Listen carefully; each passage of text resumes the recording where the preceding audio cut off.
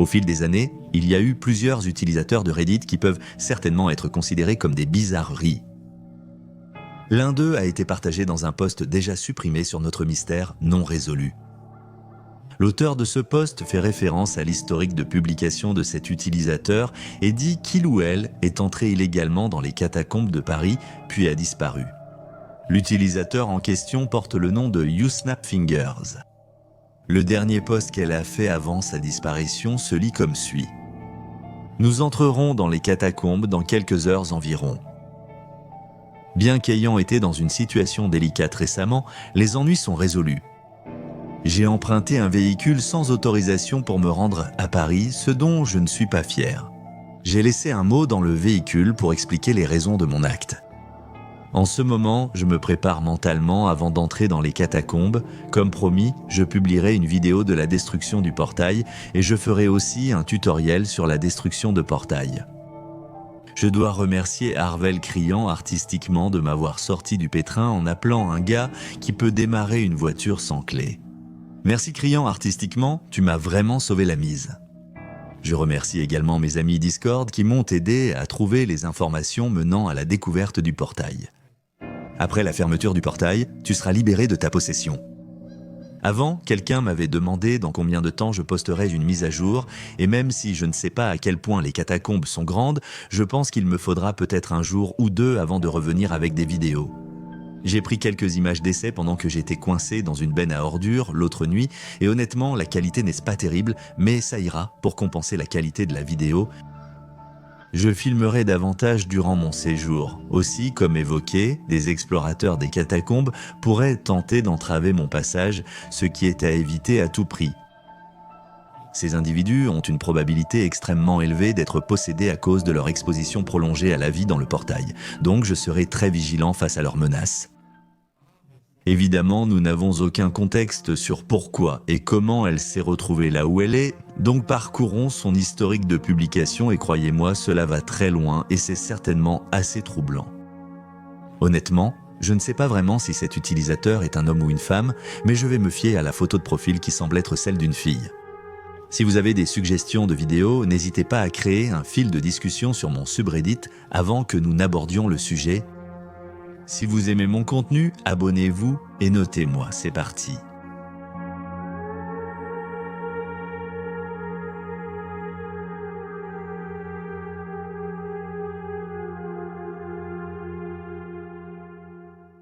L'un des premiers messages de cet utilisateur se lit comme suit. J'ai vu quelqu'un se faire écraser par un train et je n'ai rien ressenti. Elle raconte avoir été témoin d'un enfant heurté par un train, ce qui ne lui a provoqué aucune émotion. Cela donne en quelque sorte le ton pour la suite du message à venir. Combien faut-il aux êtres interdimensionnels pour te laisser tranquille définitivement? Pour faire court, je vois des choses qui ne semblent pas vraiment être là mais qui le sont. Récemment, j'ai discuté de ce sujet avec des experts sur Discord et apparemment, si je donne une partie significative de moi-même, c'est-à-dire uniquement de moi à ces êtres interdimensionnels, ils finiront enfin par me laisser tranquille. On m'a parlé de donner assez de doigts pour les bannir, mais je ne suis pas convaincu. Je ne sais pas s'ils vont tout prendre ou s'ils veulent juste que ce soit retiré comme une offre de paix. En gros, je ne sais pas si ça peut être récupéré. En plus de ça, je suis un peu sceptique quant à savoir si tout le rituel va fonctionner en général. Maintenant que je sais qu'il ne s'agit pas d'hallucinations comme je le pensais autrefois, mais plutôt d'êtres interdimensionnels, je cherche d'autres personnes qui pourraient avoir de l'expérience pour les bannir et j'espère qu'il existe une solution moins extrême. En gros, Snapfingers affirme qu'elle est témoin de phénomènes paranormaux potentiels et qu'on lui a conseillé de faire un sacrifice pour ne plus être hantée par eux. Elle parle d'avoir reçu des conseils d'experts sur Discord. Nous allons en parler dans un instant, mais poursuivons d'abord avec un fil encore plus troublant, qui fait directement suite à celui-ci. Celui-ci dit « Si je me mordais le doigt jusqu'à l'arracher, pourrait-il être rattaché ou bien attaché ailleurs ?» Tidal parce que j'en ai besoin. Cela accentue évidemment l'obscurité et l'aspect inquiétant de l'ensemble. Certains donnent de vrais conseils, d'autres ne semblent pas prendre ça au sérieux. Le suivant dit « Voir et entendre des choses qui ne sont pas là ». Où elle parle de ses hallucinations. Comment elle voit des araignées qui ne sont pas vraiment là. comment elle voit un serpent quand elle est allongée dans son lit, mais chaque fois qu'elle essaie vraiment de l'examiner, elle n'arrive jamais à le voir. Elle parle aussi d'hallucinations corporelles, qui sont rares, mais qui arrivent quand même. La dernière remonte à il y a quelques années, quand je sortais les poubelles. La silhouette d'un enfant accroupi à quatre pattes m'a foncé dessus pour disparaître dès que je l'ai regardé. Et avant ça, il y avait une grande silhouette nue, charnue, sans traits, qui marchait lentement à quatre pattes dans la pièce au bout du couloir, à peu près de la taille moyenne d'un homme. Les choses dont elle parle semblent paranormales, mais elle précise que, même si ses voisins croient aux êtres surnaturels et résument ces événements à des fantômes qui la hantent, elle ne croit à rien de tout cela et, dernièrement, garde ses expériences pour elle. Elle explique en outre qu'elle refuse de consulter un médecin et évite de prendre des médicaments, car elle a eu de mauvaises expériences auparavant et elle affirme également qu'elle n'a jamais été intoxiquée. Quelqu'un a répondu à la publication en recommandant la méditation et l'arrêt de la caféine, ce à quoi l'auteur du post a répondu ce qui suit. « Je bois généralement seulement de l'eau, ça a toujours été comme ça aussi loin que je me souvienne. Ce n'est que récemment que ça a commencé à augmenter lentement en fréquence en excluant les mauvaises nuits. Nous avons obtenu beaucoup d'informations grâce à ce post. Résumons les points clés à retenir. Auteur du post hallucine mais ne croit pas au surnaturel. Elle refuse de prendre des médicaments, n'a jamais été intoxiquée et ne semble pas avoir quelqu'un à qui parler dans la vie réelle. Gardons cela à l'esprit pour la suite. Le post suivant a un titre très troublant mais le contenu du fil a été supprimé. J'ai essayé de remplacer le R de Reddit par un C afin de potentiellement retrouver le contenu et voilà. L'auteur explique ici qu'elle a de nouveau eu l'une de ses hallucinations en 2008 où une masse noire a englouti son bras, ce qui l'a poussée à attraper sa perceuse électrique et à l'enfoncer dans la masse noire, provoquant ainsi une blessure à son bras. Les gens recommandent de chercher de l'aide professionnelle, mais elle est évidemment contre cette idée. Plus fascinant encore, des personnes affirment que l'auteur peut voir dans une autre dimension. Cela peut sembler étrange, mais c'est l'une des choses les plus importantes dans cette enquête et ce sera essentiel par la suite. L'auteur répond ce qui suit. L'autre jour, il y avait un type sur Discord qui me parlait d'un produit dérivé dimensionnel, je ne suis pas sûr que je l'achèterais, mais l'essentiel c'est qu'il a mentionné que la réalité serait plus fragile à certains endroits, ce qui provoquerait des trucs comme ça. Certaines choses qui apparaissent semblent curieuses, elles me regardent, puis se cachent. Comme quand je suis au lit, il y a des sortes de bras étranges, aussi épais qu'un poing, qui apparaissent dans ma vision périphérique sur le côté de mon lit, et quand je les regarde, ils replongent le long du lit.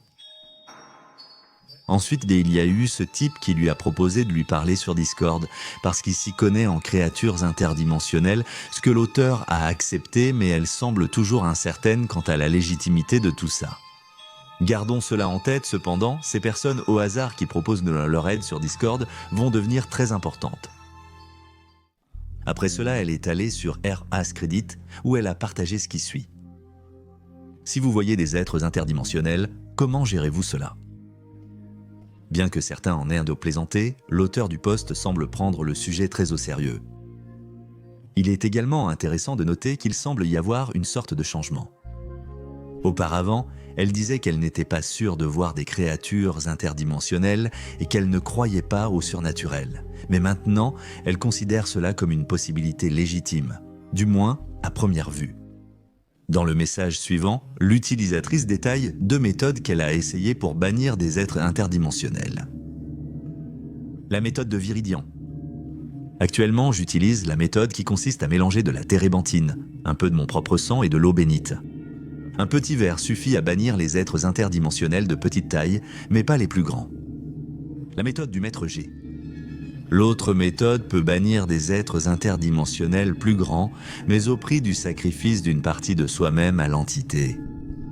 Franchement, cette méthode est trop risquée. J'ai fini à l'hôpital à cause de ça. Donc, les personnes qui proposèrent leur aide sur Discord ont donné à Snapfingers des rituels qu'elle pouvait essayer pour bannir les êtres interdimensionnels. Il devient très évident que Snapfingers est une personne naïve. Faire confiance à des inconnus sur Internet et se blesser physiquement en suivant les conseils d'étrangers semble vraiment étrange. Ça devient encore pire. Les personnes qui lui donnaient ces conseils partageaient eux des menaces provenant de X et impliquaient des anons dans cette histoire. Snapfingers fait comme si elle ne connaissait rien à Fourchamp, ce qui est peut-être vrai, mais il est très évident que les anons sont simplement en train de la troller. Néanmoins, les réponses suivantes apportent plus de détails. Quelqu'un dit qu'il y a beaucoup de trolls en ligne qui trompent les gens pour leur faire croire toutes sortes de choses. Mais Snapfingers affirme que la méthode de Viridian a fonctionné sur elle et a éliminé l'un de ces êtres interdimensionnels. Elle reconnaît même que demander l'aide d'un professionnel pourrait être la meilleure solution et qu'elle souhaite prendre un rendez-vous. La façon dont Snapfingers interagit avec plusieurs personnes semble très authentique. Ces conversations semblent réelles, pas du tout mises en scène. Même si Snapfingers se rend compte que les personnes qui lui envoient des messages sur Discord sont très probablement juste des trolls, elle continue quand même à leur parler sous ce même post. « Chef, s'il te plaît, vérifie tes messages privés. C'est crucial pour la mission. Je vous appellerai plus tard, mais je veux connaître la vérité maintenant, sans baratin. Il est super tard chez moi en ce moment, j'ai besoin de dormir. Assure-toi juste de vérifier tes messages privés, chef, et ne t'inquiète pas, tout finira par s'expliquer. » Si tu restes un moment, poursuivons cette discussion sur Discord ou en privé. Réduisons la prochaine publication à l'essentiel. Elle dit en gros qu'elle a pris des médicaments, mais qu'ils n'ont pas aidé à résoudre son problème. Maintenant, elle envisage la possibilité que ces hallucinations soient en réalité des fantômes. C'est fou à quel point Snapfinger change souvent d'avis et de perception sur les choses. Auparavant, elle ne croyait pas du tout aux fantômes et écartait cette option. Mais maintenant, elle la considère comme une possibilité. Parfois, elle faisait des menaces et des commentaires à propos du jeu Darkest Dungeon et d'autres. Je ne dirais pas qu'il y a quoi que ce soit de suspect ou d'intéressant dans ces publications. Snapfinger continue ses divagations sur les êtres interdimensionnels dans les menaces suivantes, mais avec une grande différence. Y a-t-il vraiment un portail de l'enfer dans les catacombes de Paris ? Je crois que si ce portail existe réellement, alors il pourrait être responsable de la libération de hordes d'êtres interdimensionnels qui se répandent dans le monde entier. J'ai cherché des photos de ce portail, mais je tombe toujours sur des images des salles inondées d'ossements à la place. Je dois trouver l'emplacement exact du portail afin de pouvoir engager un guide hors des sentiers battus pour descendre là-bas et fermer ce portail. Je n'ai pas encore vraiment compris comment fermer le portail, mais je travaille toujours sur cette question avec un duo qui a déjà fermé des portails de l'enfer auparavant. Je travaille sur ce plan depuis un certain temps maintenant, et maintenant que je suis si proche, des aéroports sont fermés parce que ces êtres interdimensionnels ont déclenché une peste biblique pour empêcher que cela n'arrive. Je dois trouver ce portail. Donc je pense que tu peux déjà anticiper quelles seront les réactions à cette publication. C'est intéressant, elle parle d'un duo qui aurait déjà fermé des portails d'aide auparavant et elle confirme plus ou moins ici que ce sont les mêmes personnes qui lui ont envoyé des messages sur Discord. Malgré tout, dans cette publication, elle cherche des conseils pour fermer des portails d'aide. Bien que certaines réponses Maléton paraissent assez sérieuses, d'autres persistent à la tourner en dérision. Il y a une très longue réponse de sa part qui est honnêtement assez troublante. Alors qu'elle a toujours été relativement professionnelle dans la façon dont elle écrivait et répondait aux gens. Ce comportement ici est très différent. « Salut, comment se passe le voyage ? Essaye aussi de ne pas te perdre là-bas. » « Salut, le voyage se passe plutôt bien, mais il y a eu quelques problèmes au début et pendant. Au début, on est venu me chercher et on m'a déposé dans un grand bâtiment et j'ai dû attendre quelques jours dans ce bâtiment, dans une chambre au mur. Il y avait une super télé et une pile de films que je pouvais regarder. Il y avait un couple qui a fouillé dans mes affaires et ils m'ont interdit de garder ma pioche et ma pelle, mais ils n'ont pas trop fouillé, donc j'ai encore mon couteau à insectes uniquement pour ouvrir des boîtes. Puis, quand le monsieur qui devait m'escorter est enfin arrivé, j'ai expliqué que j'avais besoin de ma pioche et de ma pelle pour fermer le portail de l'enfer. Mais ils m'ont obligé à laisser ma pelle et ma pioche derrière moi parce qu'ils avaient peur que je les utilise aussi comme armes. Ça a été un long voyage, mais la plupart du temps, j'ai juste attendu et regardé des films, en attendant le monsieur mentionné précédemment, ou plus tard, en attendant un signal de quelqu'un d'autre pour nous dire de bouger, ce qui arrivait presque toujours la nuit. Ce qui était pénible, donc je n'ai pas très bien dormi non plus. De plus, il est très difficile de se cacher dans une voiture lorsque des entités interdimensionnelles l'encerclent. Ils m'ont obligé à leur dire pourquoi je continuais à me cacher. Alors maintenant, tous les êtres interdimensionnels sont vraiment en colère et se pressent contre les vitres, et les petits rampettent à l'intérieur de l'habitacle. Pour vous donner le contexte, chaque fois que je parle des êtres interdimensionnels aux gens dans la vraie vie, ils se mettent vraiment en colère et commencent à m'encercler plus tard. Ils avaient déjà une idée de ce qu'est ma mission, donc ils ont été gentils et compréhensifs face à la situation. Nous venons juste de traverser l'eau aujourd'hui et je suis à Calais en ce moment où je vais continuer mon voyage seul, même si je n'ai pas pensé à prendre de l'argent, donc je dois aller à pied jusqu'à Paris, tandis que le couple dont j'ai parlé tout à l'heure m'a donné des Doritos pour mon voyage. J'ai réalisé que je n'avais pas prévu de nourriture pour le trajet. Je n'ai aucun endroit où m'abriter, pas d'argent pour un hôtel ou une voiture de location. Je réalise que je suis fichu, je ne sais pas quoi faire. Je peux demander mon chemin, mais je n'ai aucun refuge contre ces êtres interdimensionnels en colère. Dès qu'ils en ont l'occasion, ils recommencent à m'assaillir. Jésus, je crois que c'était une erreur. Je suis fauché pour rentrer, et si je me fais choper, je suis foutu. Je n'ai aucun moyen de les recontacter pour faire une demande. Je ne sais même pas quoi faire, mais je ne sais pas, si je continue, je vais me faire dépasser. Si je me fais prendre en voyageant illégalement, je suis fichu dans tous les cas. Je dois me changer les idées, je publierai ultérieurement. Je veux dire, tu peux comprendre ce qu'elle essaie de dire ici dans cette réponse, mais évidemment sa façon d'écrire est différente d'avant. Elle fait beaucoup de fautes d'orthographe et elle ne semble pas du tout maîtriser la situation dans laquelle elle se trouve. Elle a l'air très désespérée et perdue.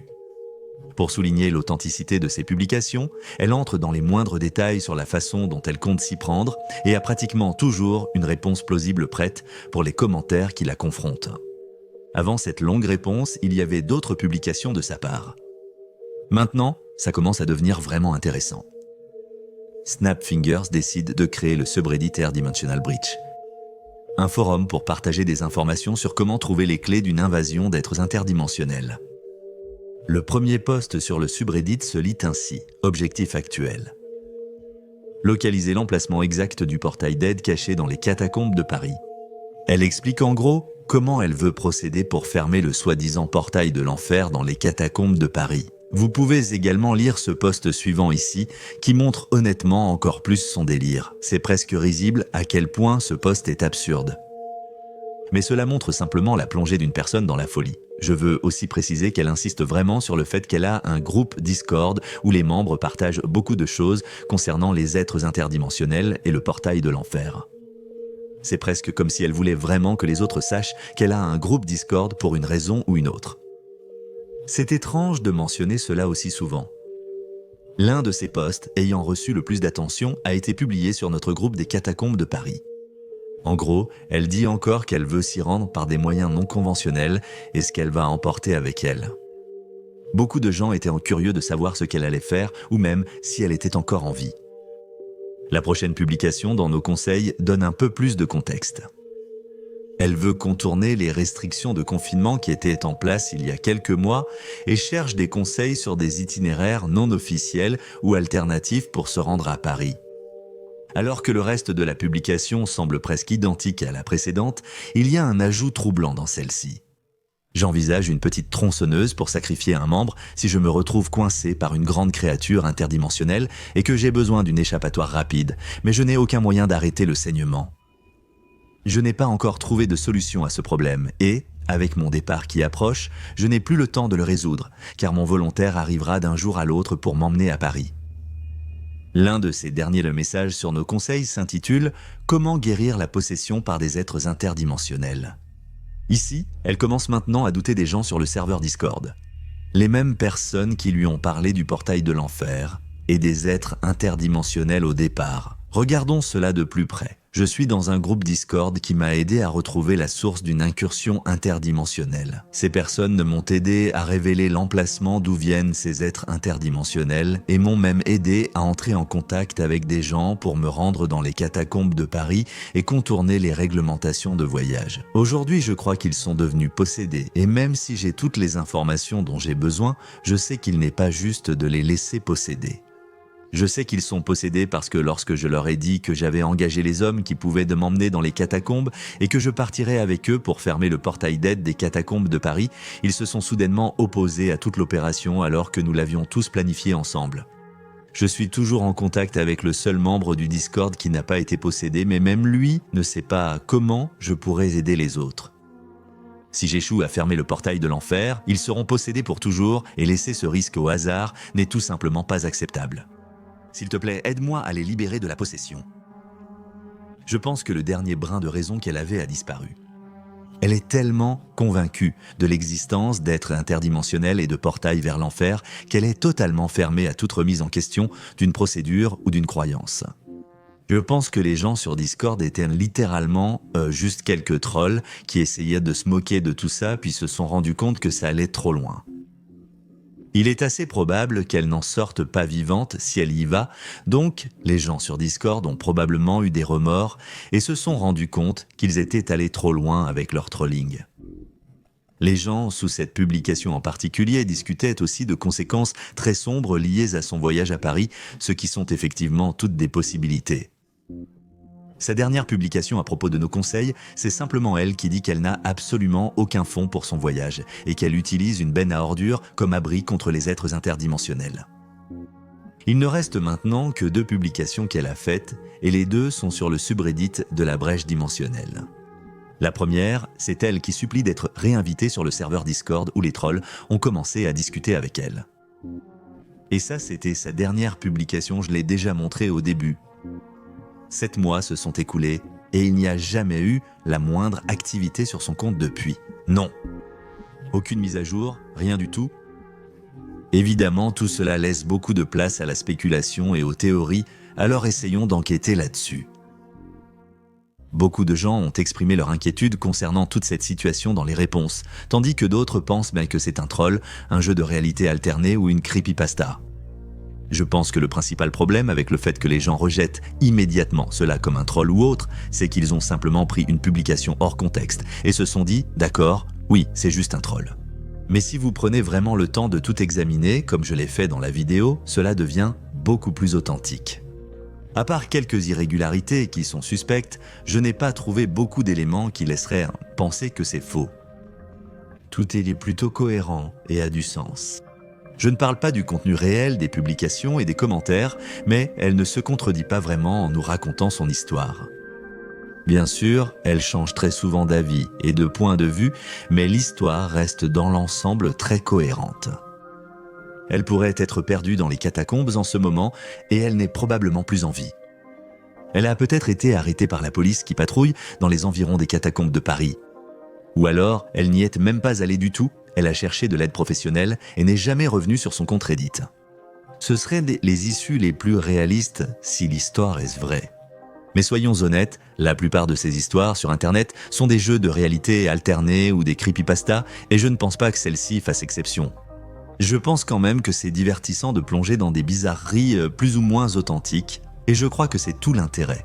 Après l'enquête sur Herr Hengstern, j'ai abandonné l'idée qu'il y ait quoi que ce soit de réel dans ces bizarreries d'Internet. Les mystères d'Internet sont très rares et peu passionnants en ce moment, et on tombe à peine sur des choses qui sont intéressantes et qui valent le coup d'y consacrer du temps. You Snap Finger avait certainement plus de substance que votre jeu de réalité alternée ou creepypasta ordinaire, mais il est évident que c'en est un. Je n'ai pas besoin de passer en revue ces publications mot à mot et d'essayer de trouver des irrégularités dans ces histoires pour me rendre compte que tout ça est inventé. Toute l'histoire du portail de l'enfer et des catacombes de Paris, c'est pratiquement le même scénario que dans le film As Above, So Below. C'est présenté comme des images retrouvées de l'expérience d'une équipe de documentaires explorant les catacombes de Paris et c'était vaguement basé sur les 7 cercles de l'enfer. Cela pourrait simplement être une coïncidence, mais j'en doute fortement. Revenons au type qui a fait le premier post que j'ai vu sur le sujet. Ça pourrait être un inconnu qui est juste tombé sur ce sujet et qui a décidé de faire tous ses posts, mais ça pourrait aussi être Snapfingers elle-même sur un compte secondaire, essayant d'attirer à nouveau l'attention sur le sujet puisque 6 ou 7 mois s'étaient en écoulés depuis son dernier post. De plus, il y a des gens qui répondent aux menaces en affirmant qu'ils connaissaient des Snapfingers dans la vraie vie, ou qu'ils étaient dans le groupe Discord où ils l'ont trollé. Et ça rend tout ça encore moins authentique. Je suis presque sûr qu'elle a créé plusieurs comptes secondaires sur Reddit et qu'elle a juste essayé de rendre ça plus authentique en interagissant avec ses propres posts, et ça aurait peut-être marché si elle n'était pas allée sur ses comptes secondaires après son dernier post. De plus, il n'y a aucun lien vers ce serveur Discord et personne ne sait vraiment s'il existe réellement. Les soi-disant preuves provenant du groupe Discord auraient très bien pu être fabriquées par Snapfingers elle-même. Je suis presque certain qu'il n'y avait pas de serveur Discord du tout à la base, même si c'était juste elle sur ses anciens comptes, essayant de faire passer ce récit. Malgré tout, c'était amusant de faire ça et j'espère que vous avez apprécié. Si c'est le cas, j'apprécierais un abonnement, une note et un commentaire. Allez voir le subreddit et on se retrouve la semaine prochaine.